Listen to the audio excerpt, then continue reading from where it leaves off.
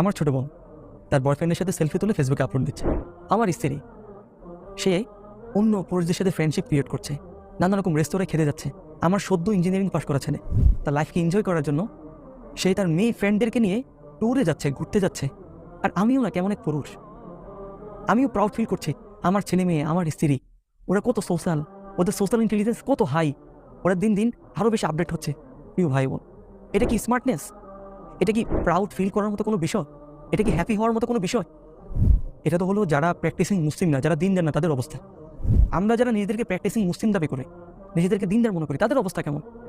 রাস্তাঘাটে, পার্কে, রিক্সার উপর হিজাব পরে, অপরজন পাঞ্জাবি পরে সবার সামনে নির্লজ্জভাবে রোমান্টিকতার চর্চা করছে।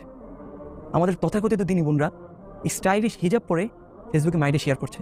আমাদের তথাকথিত দিনী ভাই বোনেরা ফেসবুকে কমেন্টবাজি করে।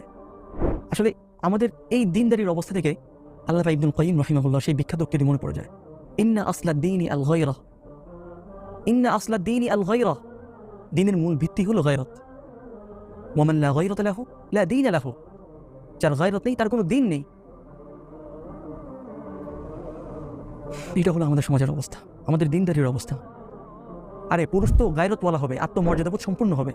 পুরুষ তার বোনকে, তার মেয়েকে, তার স্ত্রীকে অন্য একজন পুরুষের সাথে হাসি মজা করতে দেখবে, এটা তো তার জন্য মৃত্যু যন্ত্রণা চেয়েও কঠিন হওয়ার মতো বিষয় ছিল। কিন্তু আমাদের সমাজের অবস্থা থেকে এটা নিয়ে আমাদের ভিতরে কোনো ফিল নেই, কোনো অনুভূতি নেই। এটা পুরুষত্বের লক্ষণ নয়, বরং প্রকৃত পুরুষত্বের লক্ষণ হলো পুরুষের মধ্যে গায়রত থাকবে, আত্মমর্যাদাবোধ থাকবে। আজকে আমাদের সমাজে নারীদের অবস্থা দেখেন, তাদের মধ্যে হায়া নেই, লজ্জা নেই, গায়রত নেই, তাদের মধ্যে পবিত্রতাও নেই। এর জন্য একমাত্র দায়ী হলো আমাদের পুরুষদের মধ্যে থেকে গায়রত চলে যাওয়া।